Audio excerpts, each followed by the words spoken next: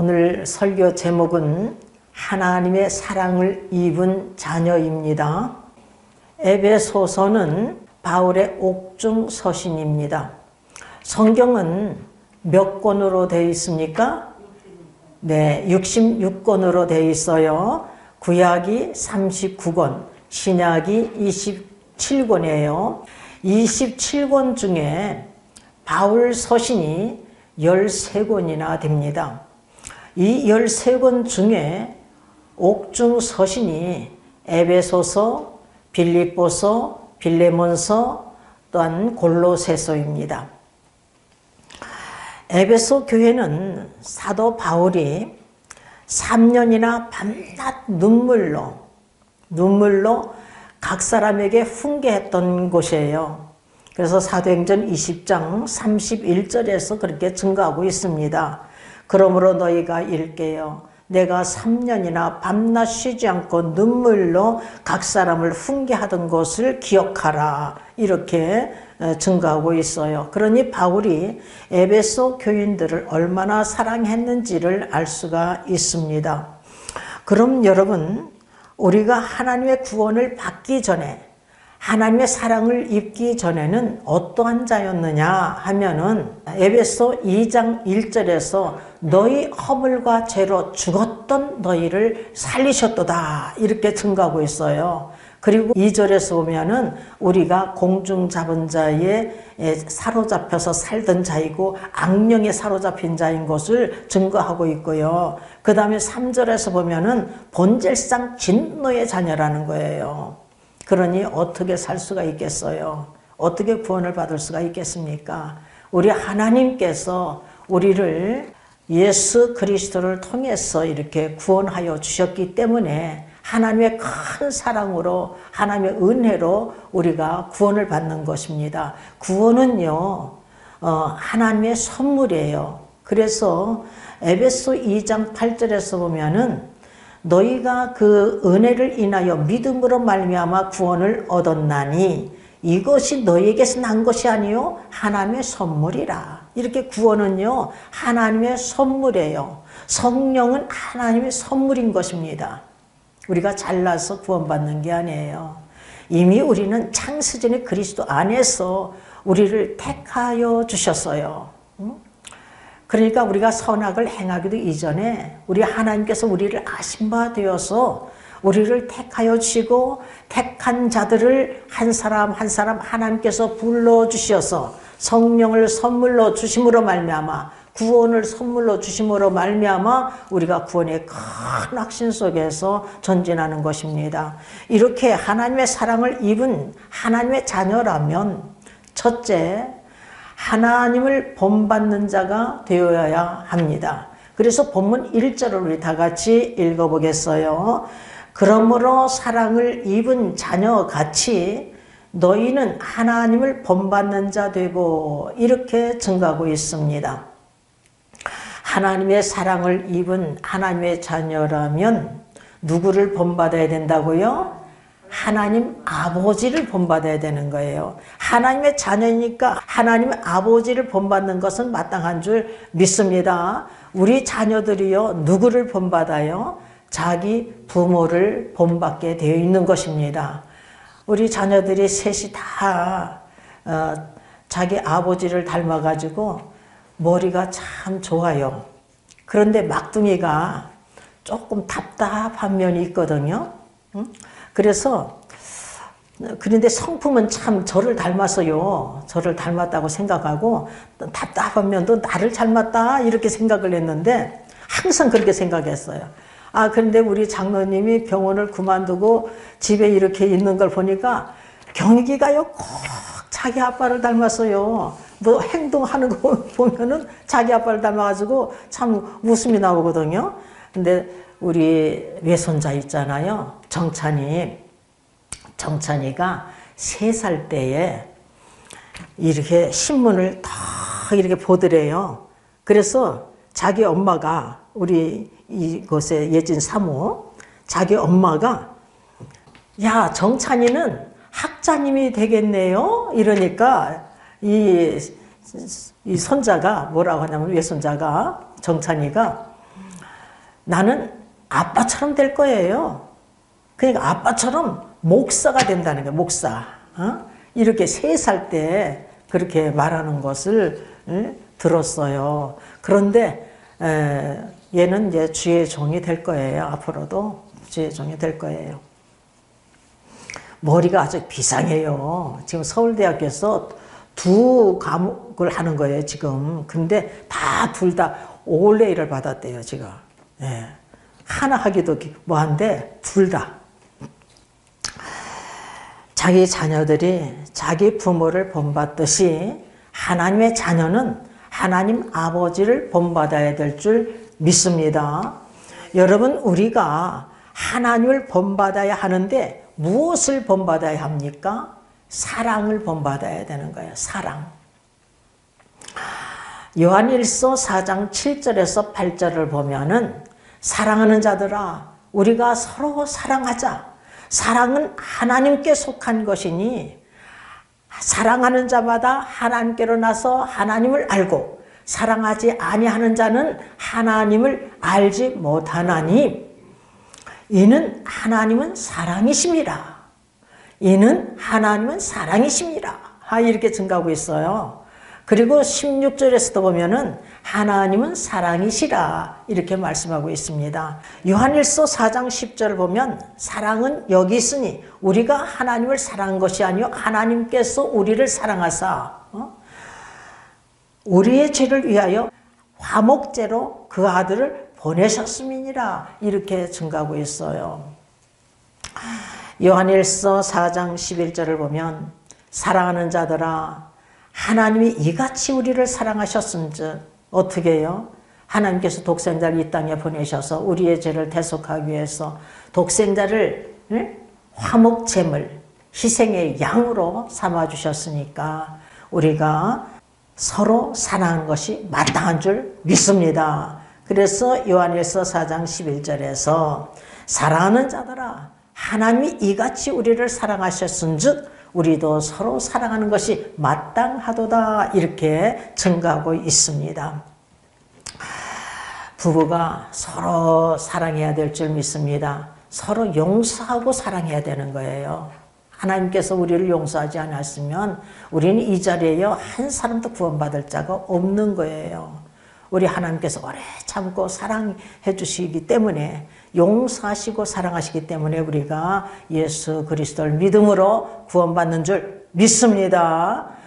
요한일서 4장 32절을 한번 읽어보겠습니다. 서로 인자하게 하며 불쌍히 여기며 서로 용서하기를 하나님이 그리스도 안에서 너희를 용서하심과 같이 하라. 하나님이 그리스도 안에서 우리를 용서하심 같이 용서하라는 거예요. 용서하며 우리가 사랑해야 될 줄 믿습니다. 그리고 형제가 서로 사랑해야 돼요. 성도들이 서로 사랑해야 돼요. 성도들과 또한 목회자가 서로 사랑해야 될 줄 믿습니다. 서로 사랑하라고 해서 어떤 목회자는 그냥 성도들 잡아먹는 사람들이 있는데 그러면 안 돼요. 우리는 요셉과 같이 목회자나 우리 성도들은 요셉과 같이 살아야 될 줄 믿습니다. 요셉은요 하나님 앞에서 살았던 자예요. 그가 형들로 인하여서 이제 은 20개의 팔림을 당하잖아요. 그리고 이제 보디발의 가정에 팔림을 당했어요. 이 보디발은 애굽 왕의 시위대장이에요. 그런데 그 아내가 시위대장쯤 되니까 그 아내가 얼마나 또 아름답겠어요.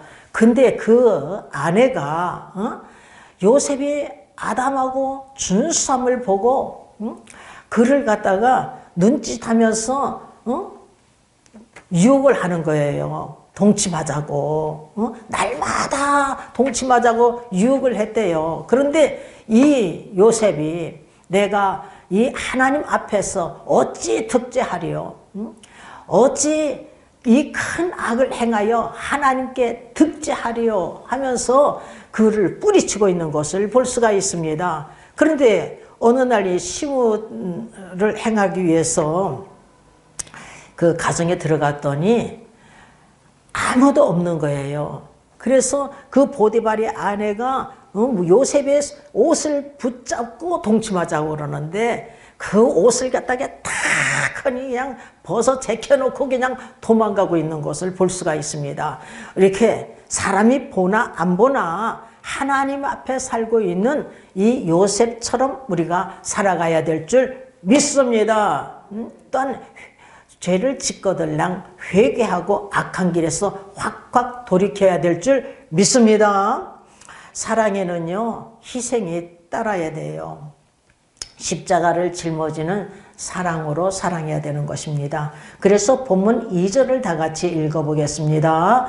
그리스도께서 너희를 사랑하신 것 같이 너희도 사랑 가운데서 행하라. 이렇게 사도 바울이 당부하고 있습니다.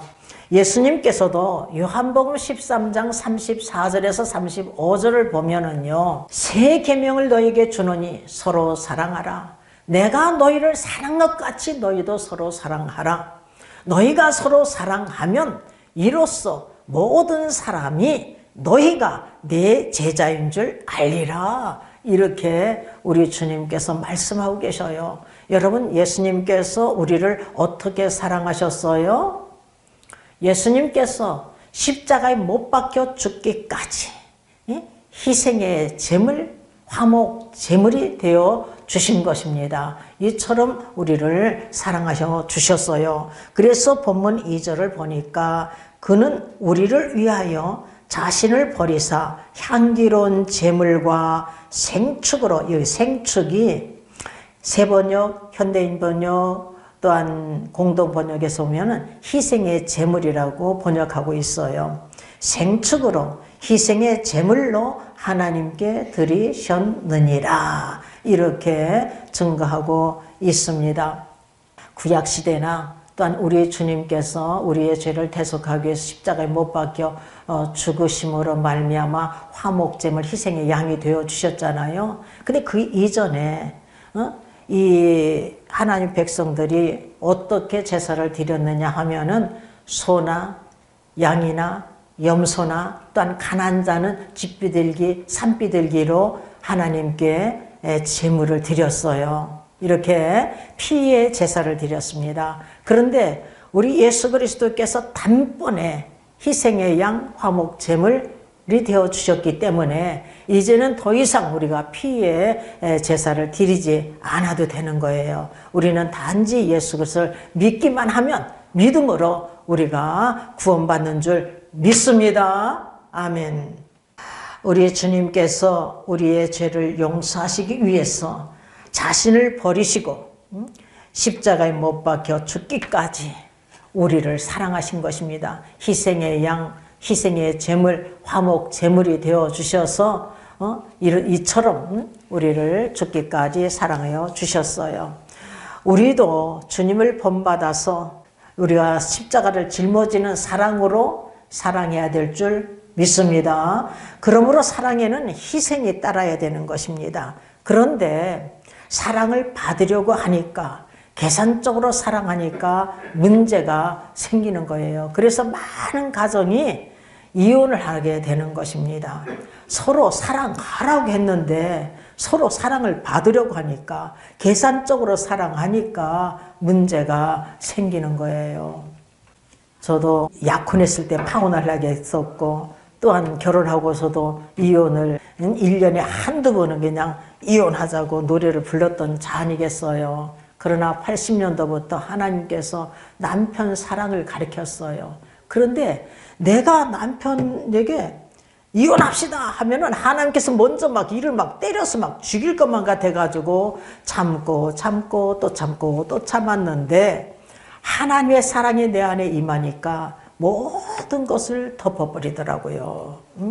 그러니까 내가 원수를 사랑할 수가 있는 것이 아니고 내가 허다한 죄를 덮을 수도 있는 것도 아니에요. 하나님의 사랑이 내 안에 임해서 그 사랑으로 사랑을 할 수가 있는 것입니다. 우리는 하나님을 본받아, 또한 예수 그리스도를 본받아 우리가 서로 용서하며 사랑해야 될 줄 믿습니다. 아멘. 하나님의 사랑을 입은 자녀라면 두 번째, 악을 떠나야 돼요.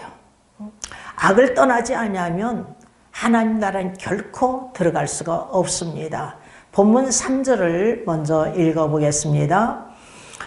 음행과 온갖 더러운 것과 탐욕은 너희 중에서 그 이름이라도 부르지 말라. 이는 성도의 마땅한 바니라. 여러분, 음행과 온갖 더러운 것과 탐욕은 너희 중에서 그 이름이라도 부르지 말래요. 이는 성도의 마땅한 바라고 증거하고 있습니다.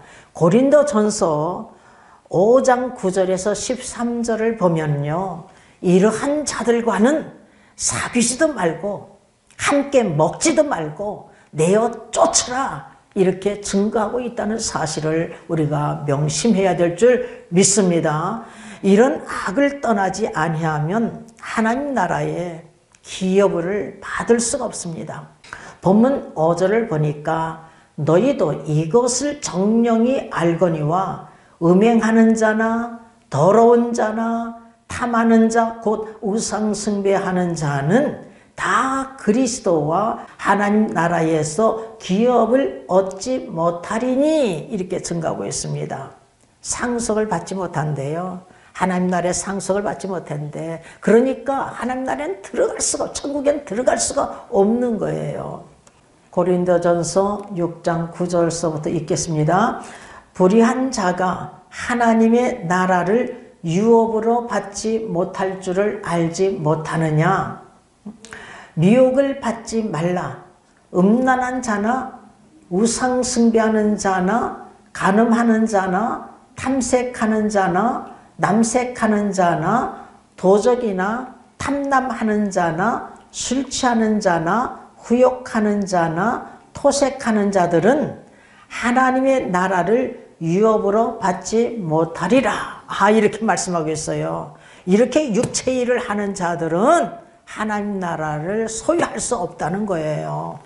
그래서 갈라디아서 5장 19절에서 21절에서 보면은 이 육체의 일을 하는 자들은, 이런 일을 하는 자들은 하나님의 나라를 유업으로 받지 못할 것이요, 이렇게 증거하고 있습니다.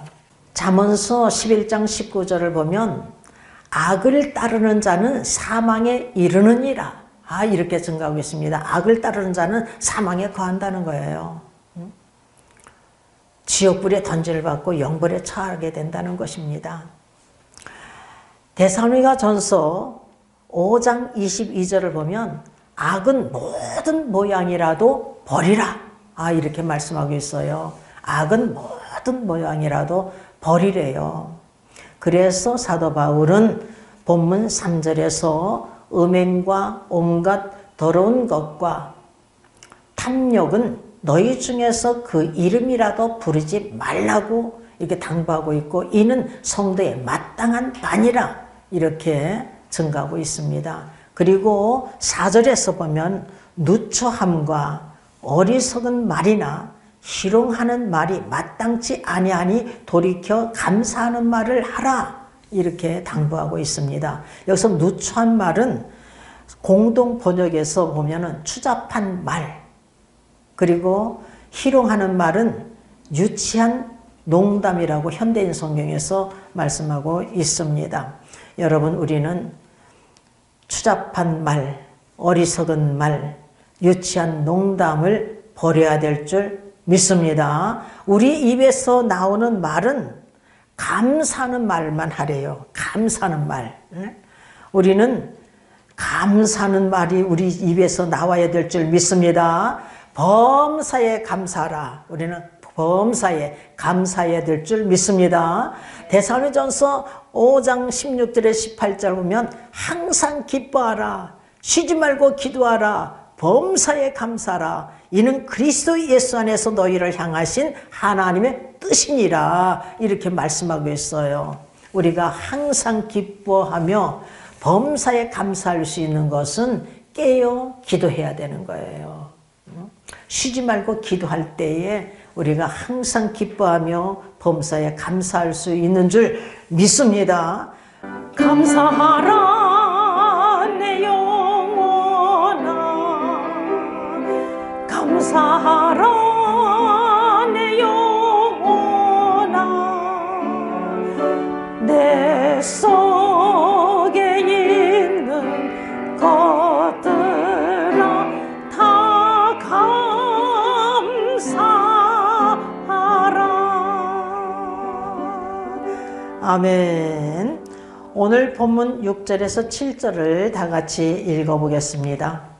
누구든지 헛된 말로 너희를 속이지 못하게 하라. 이를 인하여 하나님의 진노가 불순종의 아들들에게 임하나니 그러므로 저희와 함께 참여하는 자가 되지 말라. 이렇게 당부하고 있습니다. 고린도전서 15장 33절 보면 속지 말라. 악한 동무들은 선한 행실을 더럽히나니 이렇게 증가하고 있습니다. 우린 누구든지 헛된 말로 우리를 속이지 못하게 될 줄 믿습니다. 이를 인하여서 하나님의 진노가 불순종의 아들들에게 임한대요. 불순종하는 아들들에게 하나님의 진노가 임한다는 거예요. 헛된 말을 쫓아가면요 죽거든요.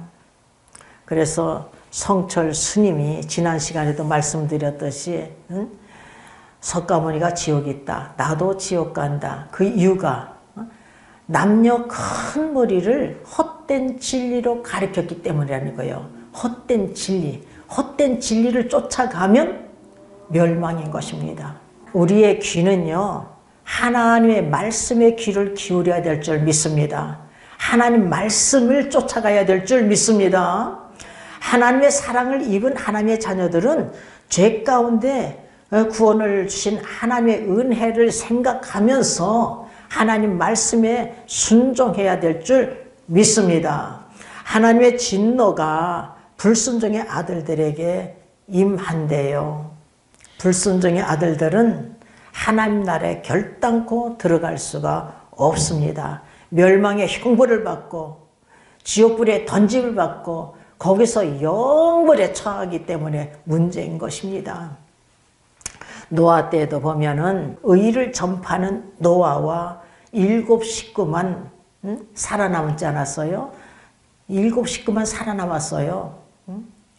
모두들이 불순종함으로 죄악이 관영한 시대였기 때문에 다 물로 홍수로 심판하셨음을 볼 수가 있습니다. 또한 소돔과 고모라 때도 마찬가지예요. 죄악이 관영한 시대거든요. 그런데 노세 사위가 구원받을 기회가 있었어요. 그런데 노세 말을 농담으로 여겼대요. 여러분은요, 하나님 말씀을 농담으로 여겨서는 아니 될 줄 믿습니다. 우리가 사모하는 자가 되어야 되는 거예요. 사모하는 자에게 은혜를 베풀어 주시거든요. 하나님께서.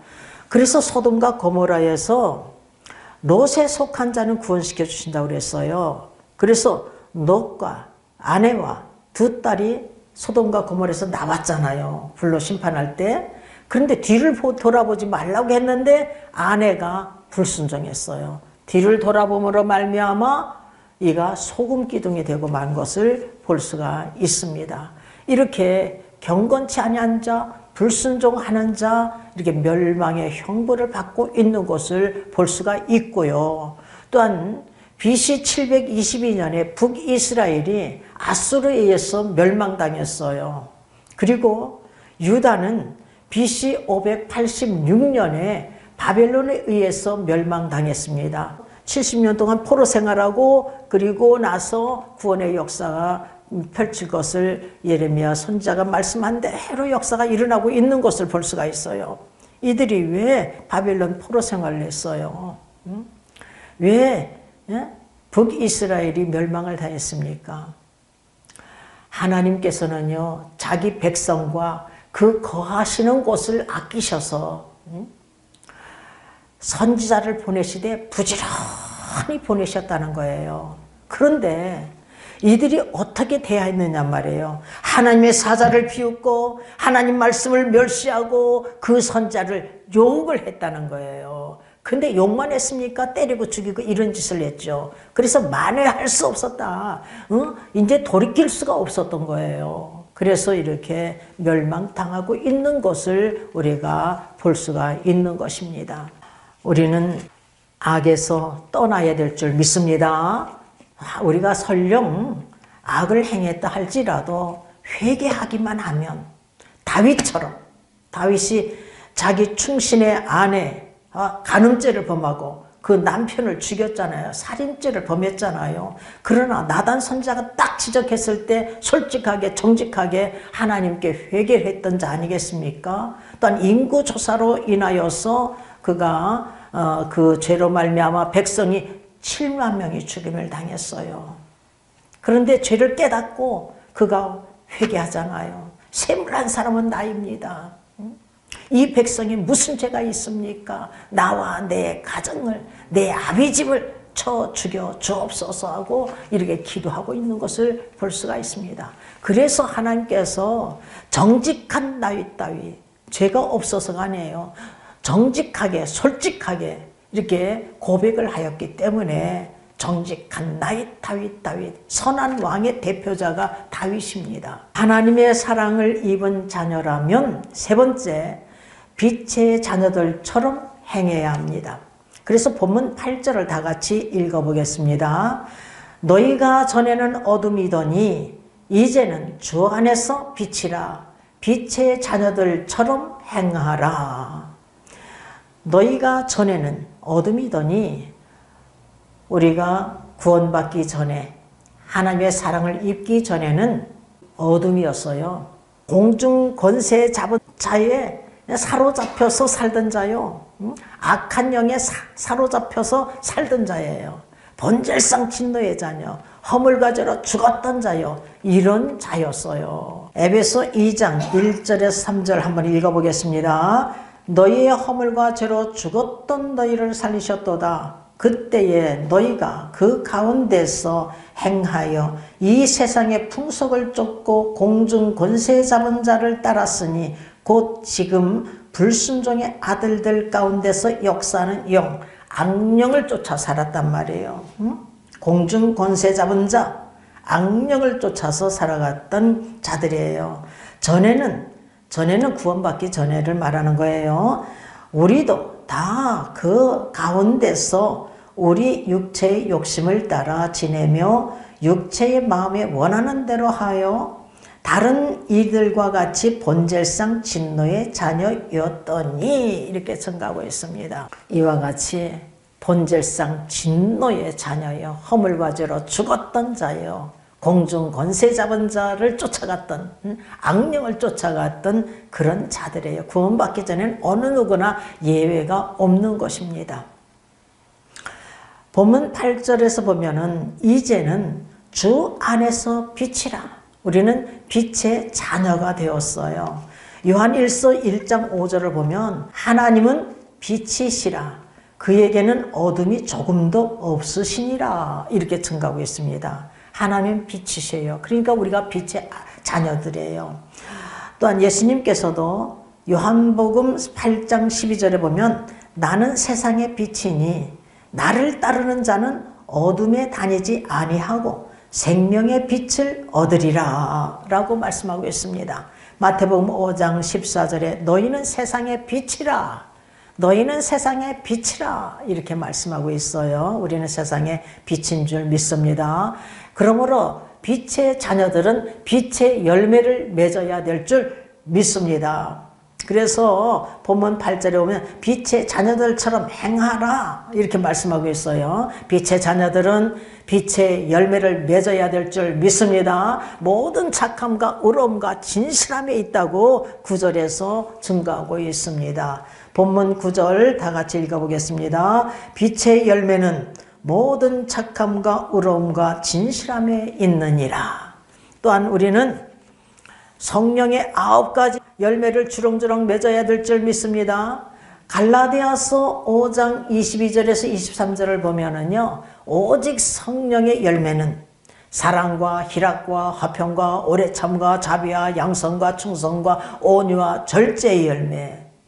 여러분, 이 성령의 열매는요, 성령의 충만을 받으면 자동적으로 맺는 거예요. 근데 성령의 충만하지 못하면 맺을 수가 없는 거예요. 이 열매, 아름다운 열매 맺을 수가 없습니다. 우리는 성령으로 충만하여서 아름다운 열매를 맺으시길 주님의 이름으로 축원합니다. 우리가 하나님의 사랑을 입은 하나님의 자녀, 빛의 자녀가 되었다면 하나님을 기쁘시게 해드려야 될 줄 믿습니다. 주님을 기쁘시게 해야 될 줄 믿습니다. 그래서 사도 바울은 본문 10절에서 보면 주께 기쁘게 할 것이 무엇인지 시험하여 보라 이렇게 증가하고 있습니다. 세 번역에서는 시험하여 보라를 분별하시오라고 증가하고 있습니다. 로마서 12장 2절을 보면 하나님의 선하시고 기뻐하시고 온전한 뜻이 무엇인지 분별하도록 하라 라고 말씀하셨어요. 왜 우리가 하나님 뜻대로 살아드려야 하느냐 하면은 하나님 뜻대로 살지 아니하면 저 천국에는 들어갈 수가 없대요. 예수님께서 증거하셨어요. 주여 주여 하는 자마다 저 천국에 다 들어가는 것이 아니라 내 아버지 뜻대로 행하는 자라야 들어가리라. 그날에 예수님께서 재림하시는 날에 많은 사람들이 내가 주의 이름으로 선지자 노하며 주의 이름으로 귀신을 내쫓고 주의 이름으로 많은 권능을 행치 아니하였나이까. 여러분 대단한 주의 종들이에요.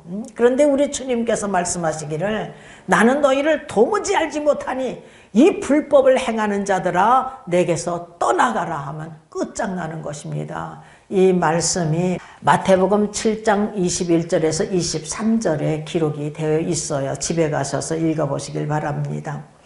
11절을 우리 다 같이 읽어보겠습니다. 너희는 열매 없는 어둠의 일에 참여하지 말고 도리어 책망하라 이렇게 당부하고 있습니다. 열매 없는 어둠의 일에 참여하게 되면 죽기 때문에요. 죽어요. 사망에 거하게 됩니다. 그래서 갈라디아서 5장 21절에 이런 일을 하는 자들은 하나님 나라를 유업으로 받지 못할 것이요. 또한 마태복음 5장 19절에서 아름다운 열매를 맺지 아니하는 나무마다 찍혀 불에 던지우리라고 말씀하고 있습니다. 아름다운 열매를 맺지 않은 마다 도끼를 막 찍어가지고 불에 태운대요. 그냥 지옥불에 던짐을 받는다는 거예요. 또한 마태복음 3장 10절에서도 이미 도끼가 나무 뿌리에 놓였으니 좋은 열매 맺지 아니하는 나무마다 찍어 불에 던지우리라 이렇게 말씀하고 있습니다. 그러니까 아름다운 열매, 빛의 열매, 또한 성령의 열매 우리가 주렁주렁 맺어야 될 줄 믿습니다. 우리가 하나님의 사랑을 입은 하나님의 자녀라면 하나님 아버지를 본받아야 되고 또한 악을 떠나서 살아야 될 줄 믿습니다. 그리고 빛의 자녀들처럼 행해야 될 줄 믿습니다. 회개에 합당한 열매, 아름다운 열매, 빛의 열매, 모든 착함과 의로움과 진실한 열매를 주렁주렁 맺으시길 주님의 이름으로 축원합니다. 또한 오직 성령의 열매, 사랑과 희락과 화평과 오래참과 자비와 양선과 충성과 온유와 절제의 열매 주렁주렁 맺으시기를 주님의 이름으로 축원합니다. 아멘.